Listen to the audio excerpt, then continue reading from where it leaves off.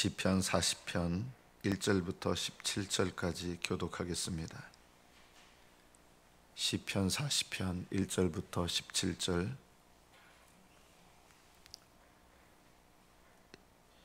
(1절부터) 교독합니다. 내가 여호와를 기다리고 기다렸더니 귀를 기울이사 나의 부르짖음을 들으셨도다.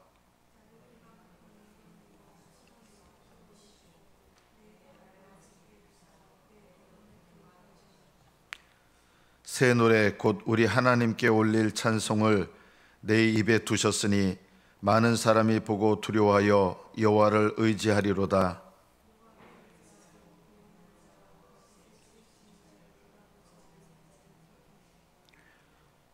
여호와 나의 하나님이여, 주께서 행하신 기적이 많고 우리를 향하신 주의 생각도 많아 누구도 주와 견줄 수가 없나이다.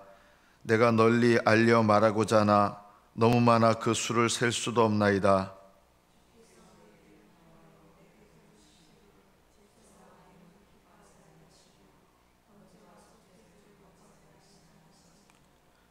그때 내가 말하기를 내가 왔나이다.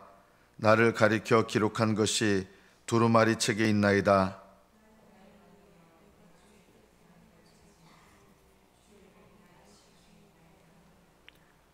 내가 많은 회중 가운데에서 의의 기쁜 소식을 전하였나이다. 여호와여, 내가 내 입술을 닫지 아니할 줄을 주께서 아시나이다.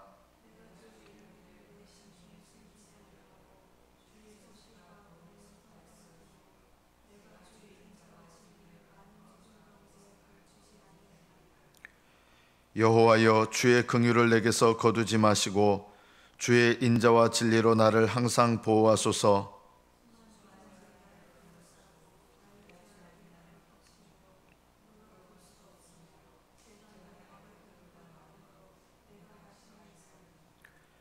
여호와여, 은총을 베푸사 나를 구원하소서. 여호와여, 속히 나를 도우소서.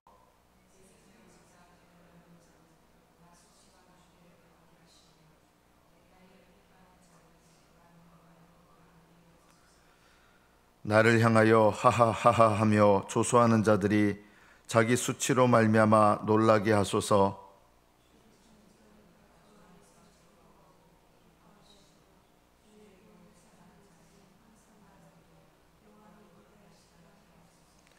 나는 가난하고 궁핍하오나 주께서는 나를 생각하시오니 주는 나의 도움이시요 나를 건지시는 이시라. 나의 하나님이여, 지체하지 마소서. 여기까지 받들어 읽겠습니다.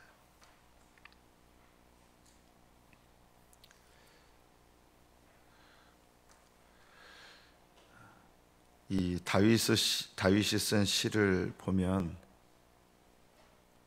다윗은 참 훌륭한 기도자였다.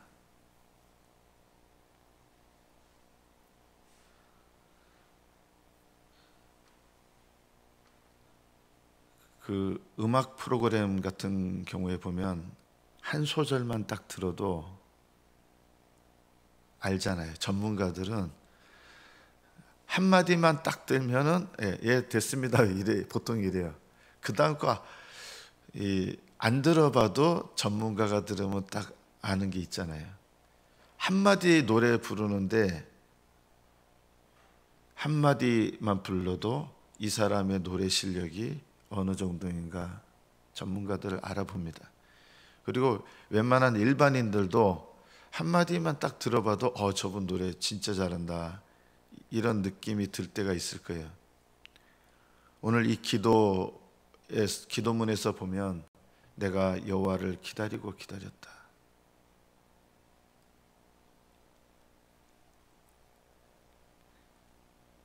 이 시편의 이 한마디만 봐도 다윗이 어떤 기도의 사람인가.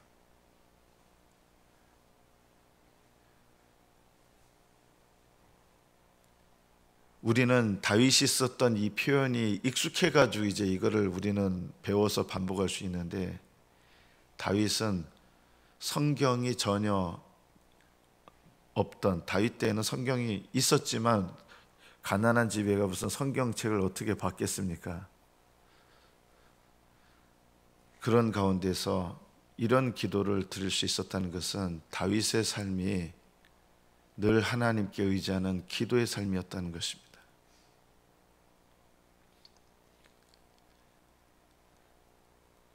보통 이제 보면요, 기도하는 거 딱 들어보면 한 10초 정도만 기도하는 거 들어보면 그 사람이 어떤 기도의 삶을 살아온 사람인지 보통 알 수 있습니다. 왜냐하면 그냥 성경에 있는 말을 배워서 하는 기도를 하는 사람인지 하나님과 깊은 영적 관계에서 기도하는 사람인지 듣는 사람도 벌써 느낌이 다른 거예요. 외식적인 사람이 하나님 이렇게 하는 거하고 하나님과 깊은 관계 속에서 살아온 사람이 하나님 하는 거하고 똑같은 말을 내뱉는데도 달라요. 내가 여호와를 기다리고 기다렸더니, 다윗은 우리가 생각하는 것처럼 내가 하나님께 원하는 거 기도 응답받고 신나게 사람들한테 자랑하고 이런 기도가 아닌 거예요. 다윗의 기도는 오늘 이 본문의 내용 처음부터 끝까지를 쭉 보면 다윗이 뭘 기다렸습니까? 응답을 기다렸다. 물론 그것도 틀린 말은 아닙니다. 사실은 여호와를 기다린 겁니다. 내가 기도한 거를 하나님께서 빨리 응답해 주셔서 내가 원하는 거 들어주시고 이런 차원이 아니고 여호와를 기다린 거예요. 여호와를 기다리는데 어떻게 기다리느냐? 기다리고 기다렸습니다. 이 기다리고 기다렸다는 말은 무슨 의미냐? 그 다음에 보면은 나를 기가 막힐 웅덩이와 수렁에서 끌어올리셨다. 여러분, 내 인생 가운데 기가 막힐 웅덩이는요, 너무너무 이게 두려울 정도로 내 힘으로 도저히 감당이 안 되고 벗어날 수 없는 그런 깊은 곳이에요. 내게 공포감을 주는데 내 힘으로 벗어날 수 없는 웅덩이, 그리고 수렁인데 내 힘으로 도저히 빠져나올 수가 없는 곳이 수렁이에요. 헤어쳐 나오려고 하면 나올수록 이렇게 빠져들어가는 게 있잖아요. 수렁, 늪. 다윗이 자기가 경험한 상황이 지금 어떤 거냐면, 다윗이 하나님이 나와 함께 하시면 어떤 고난도 두려워하지 않는 사람이에요. 그런데 지금 다윗에게 필요한 게 뭐냐면 하나님께서 나와 함께 하시는 것이 제일 중요했던 거예요. 기가 막힐 웅덩이와 수렁은 내 인생에 찾아온, 또 내 인생이 지금 경험하고 있는 내 힘으로는 불가능한 상황입니다. 이런 상황에서 대부분의 사람들은 기도할 생각이 듭니까? 정반대로 갑니다. 낙심이 됩니다. 기도하고 싶어 하지 않습니다. 대부분 이렇게 원망합니다. 하나님이 살아계신데 왜 나한테 이런 어려움을 주셨어? 왜 나에게 이렇게 기가 막힐 웅덩이를 주셨지? 왜 하나님 살아계신데 나에게 이렇게 수렁에 빠지게 하신 거야? 하나님이 살아계시면 이럴 수가 없지. 낙심하고 절망하고 기도 안 합니다. 그런데 다윗은 정반대로 이런 상황에서 기다리고 기다린 거예요. 정말 끈질기게 인내하면서 하나님의 임재를 사모하며 기다렸던 것입니다. 그리고 하나님이 자기에게 오셔서 그 부르짖음 포기하지 않고 기다리고 기다린 게 가만히 있는 게 아니었어요. 기다린다는 게 뭡니까? 하나님 앞에 진심으로 부르짖는 거예요. 나의 부르짖음을 들으셨도다. 기다린다고 하는 것은 하나님 앞에 포기하지 않고 영적으로 깨어서 부르짖는 상태가 되는 거예요. 이런 기도의 영을 갖기가 쉽지 않습니다. 왜 다윗은 이렇게 기도합니까? 늘상 기도해 왔던 사람이기 때문입니다. 평소에 기도하지 않는 사람들은 어려움이 닥치면 기도합니다. 근데 그 어려움이 계속되면 어떻게 됩니까? 낙심하고 포기하고 절망합니다. 그러나 이런 위기의 순간에 많은 응답과 하나님의 임재를 경험했던 사람들은 오히려 하나님의 응답이 더딘 것 같고 임재가 더딘 것 같아도 포기하지 않고 기도하면서 부르짖고 계속해서 기도하고 하나님을 기다립니다. 이런 기도에 응답하셔서 나를 이 수렁에서 끌어올리시고 하나님 끌어내신 거예요. 그 다음에 내 발을 반석 위에 두셨다. 세 번째는 내 걸음을 견고하게 하셨다. 다시 주님과 동행하는 믿음의 길을 걷게 하시는 거예요. 죄의 악에서 나를 끌어올리시는 거예요. 하나님의 임재가 느껴지지 않는 이 고통 속에서 끌어올리신 거예요. 그리고 반석 위에 두셨다는 것은 나를 안전케 하신 거예요. 하나님 은혜 가운데 두신 거예요. 거기서 끝나는 게 아니라 내 걸음을 견고하게 하셨다는 것은 다시 힘을 얻어서 주님과 함께 동행하는 길을 걸어가게 하신다는 것입니다. 이런 것을 경험할 때 우리가 하나님을 향하여 부르는 찬송이 새 노래입니다. 새 노래를 부르시기를 축복합니다. 새 노래는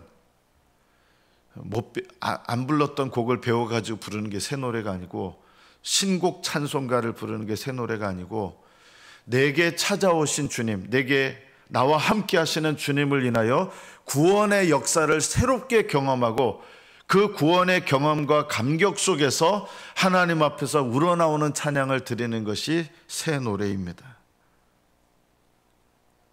새 노래는 날마다 하나님의 임재와 구원의 능력 가운데 있는 사람이 부르는 구원의 노래입니다.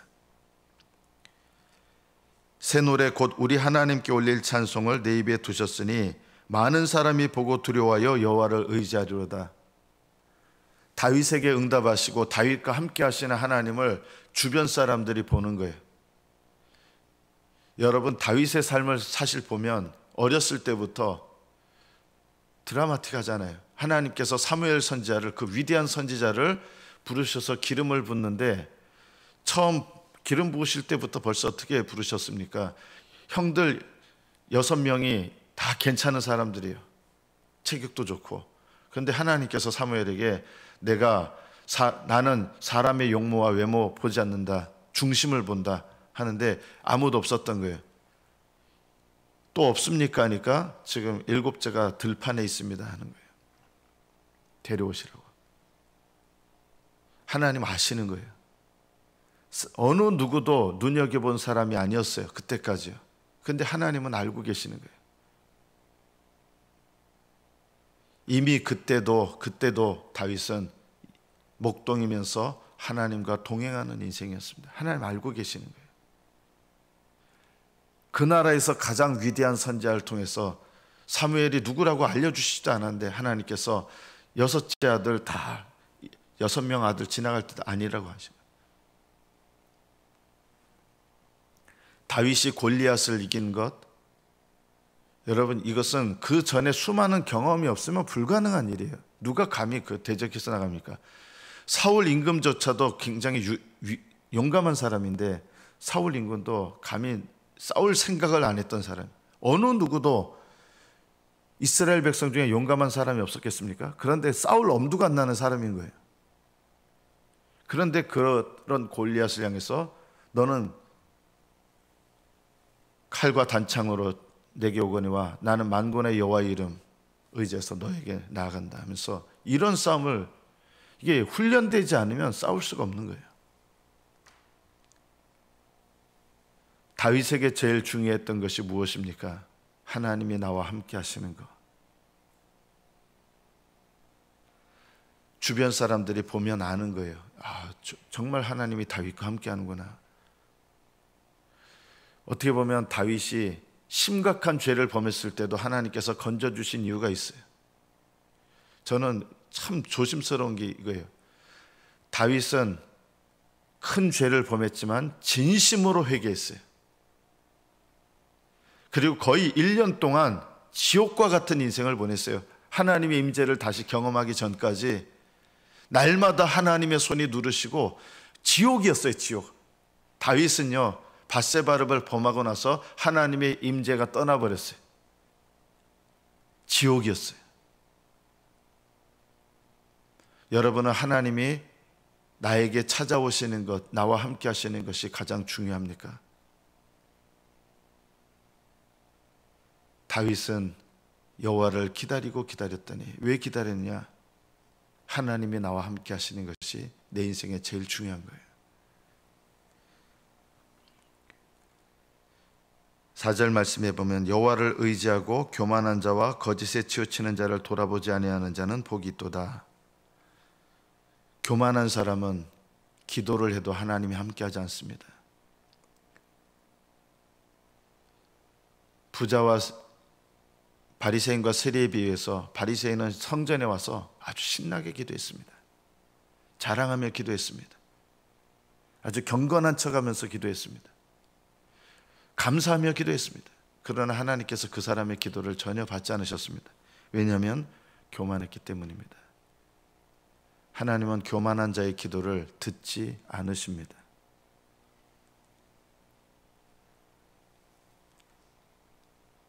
스스로 기도하면서 자기가 교만한 줄 모르시는 분들이 참 많습니다.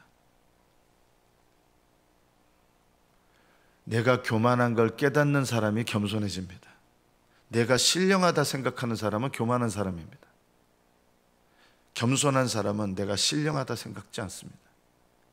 오히려 하나님 앞에 내가 얼마나 하나님을 의지해야 될 사람인지, 신령해지면 신령해질수록 하나님의 관점으로 내 죄를 보기 때문에 오히려 하나님 앞에 더 경건한 죄의식을 갖습니다. 내가 남들보다 뛰어나다고 생각하지 않습니다.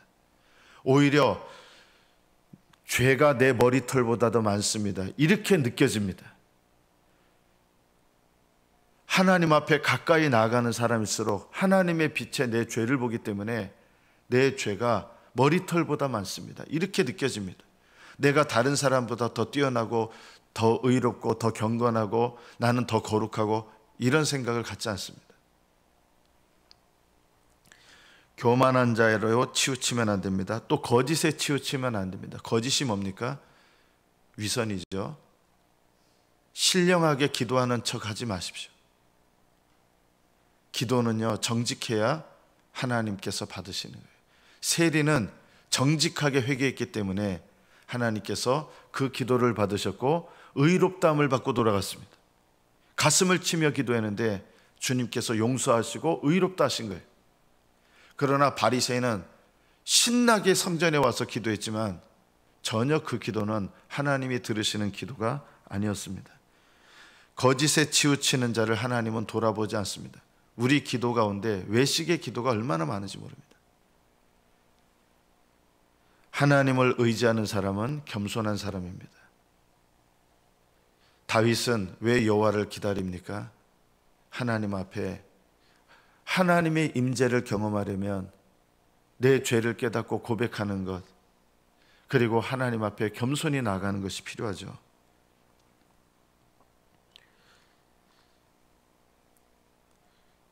주님께서 나에게 베푸시는 은혜가 너무너무 많다. 그리고 주님을 사모하는 마음으로 기다리는 것.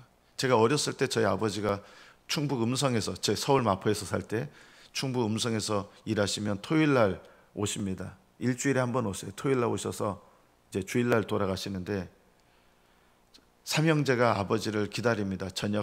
토요일 저녁 한 9시부터 아버지를 기다리던 그때만 매주마다 아버지를 기다리는데 너무너무 그때는 왜 그런지 모르겠는데 아버지가 오는 게 너무 좋은 거예요. 삼형제가 다 억지로 기다리지 않았어요. 아버지가 오는 정류장에서 차가 한 대씩 지나갈 때마다 아버지가 그 버스에서 내리시나 안 내리시나 계속 보는 거예요. 아버지가 내리실 때 삼형제가 와서 너무너무 기쁜 거예요. 아버지 오시는 게. 하나님께서 간접적으로 그런 마음을 주셨던 것 같아요. 하나님께서 나에게 가까이 오시는 게 기쁩니다.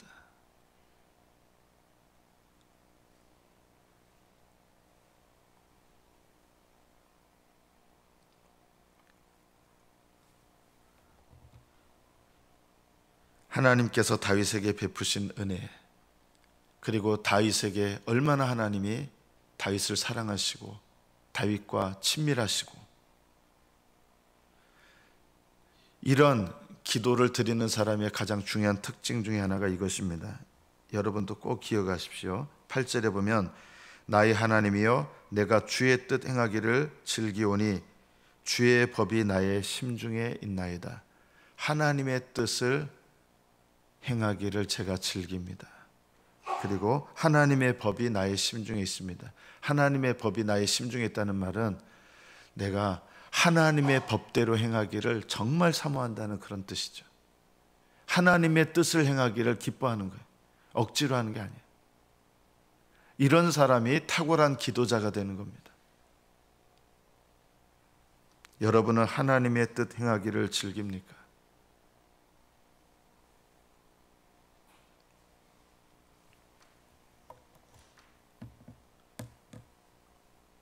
하나님의 법이 내 심중에 있습니까?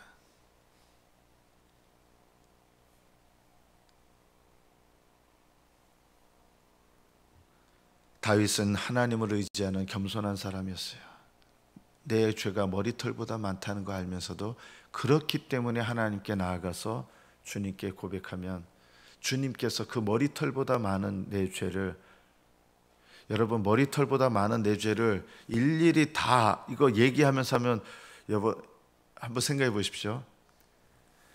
한 개씩 뽑아서 회개하고 한 개씩 뽑아서 회개하고 이렇게 하면 어느 세월에 회개가 끝나겠습니까? 하나님은 우리를 그렇게 용서하시는 분이 아니더라고요. 머리털보다 많은 내 죄를 내가 깨닫고 하나님 앞에 진심으로 고백하면 머리털보다 많은 내 죄를 용서하시는 하나님이지, 머리털보다 많은 내 죄를 일일이 다 그 하나님 앞에 내어놔야, 그렇다고 해서 뭉뚱그려서 기도하라는 뜻은 아니에요. 여러분, 하나님께서는 우리 마음에 진실을 원하시는 거예요. 진실. 그러면 하나님께서 우리의 모든 죄를 사하세요. 하나님과 친밀하지 못하게 만들었던 모든 죄를 사하세요. 이거는 회개의 기도에 하나님 앞에 나가보면 알아요. 돌아온 탕자 이야기 아시죠? 탕자가 다 돌아온 다음에 아버지가 온 게 아니에요. 아직도 거리가 먼데 그 탕자는 진심이었어요. 그러니까 아버지가 먼저 달려와서 탕자를 만나서 아버지의 임재를 경험하게 됩니다. 진심으로 회개하는 자는 회개가 일일이, 머리털보다 많은 내 죄가 일일이 다 내가 입으로 다 얘기해서 그렇게 해서 하나님이 나와 친밀하게 되시는 게 아니라, 하나님의 성령께서 깨닫게 하시는 죄를 고백하고 회개하면, 진심으로 회개하면, 성령 안에서 회개하면 하나님이 내게 찾아오시는 거예요.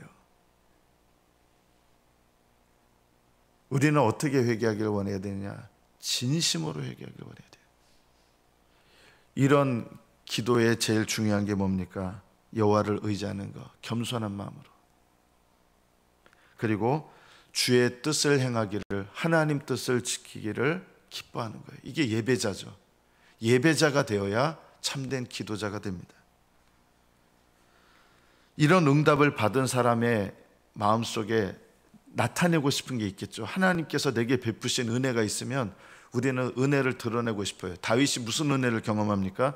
하나님이 내게 찾아오셔서 머리털보다 더 많은 내 죄를 깨끗게 하시고, 감히 하나님과 친밀할 수 없는 나에게 찾아오셔서 하나님과 친밀함을 회복하는 거예요. 그래서 하나님이 나를 의롭다 하신 것, 의의 기쁜 소식, 하나님께서 내게 베풀어 주신 그 의, 내 의가 아니라 나를 의롭다 하시는 하나님의 은혜 속에 나에게 의를 주시는 거예요. 구원의 의를 주시는 거예요. 우리로 말하면 예수님의 의를 경험적으로 새롭게 해주시는 거예요.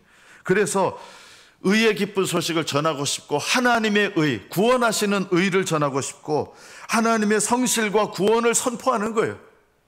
하나님이 내게 베푸신 하나님의 구원, 나에게 베푸신 하나님의 성실하심, 기다리고 기다렸더니 하나님이 내게 찾아오셔서 하나님은 나에게 성실하신 거예요. 하나님의 인자, 당신의 인자와 진리. 인자는 변함없는 사랑이에요. 진리는 뭐예요? 나를 구원하시는 진리예요. 이것을 전하고 싶어서 견딜 수가 없는 거예요. 이거를 회중 가운데 사람들한테 선포하는 거예요. 수많은 재앙이 나를 둘러싸고 12절 나의 재앙이 나를 덮치지만 나의 죄가 나의 머리털보다 많지만 그 죄만 보면 낙심할 수밖에 없지만 그러나 하나님은 나에게 낙심할 수밖에 없는 이 죄를 하나님 앞에 고백하며 회개하며 나갈 때 나에게 은총을 베푸시고 구원하시고 하나님께서 나와 함께 하시는 거예요. 하나님이 나와 함께 하시면 또 어떤 담대함이 생깁니까? 첫째는 하나님의 인자와 하나님의 구원, 하나님의 의, 하나님의 성실하심을 찬양하고 싶어져요. 또 하나가 뭐가 생기는지 아십니까?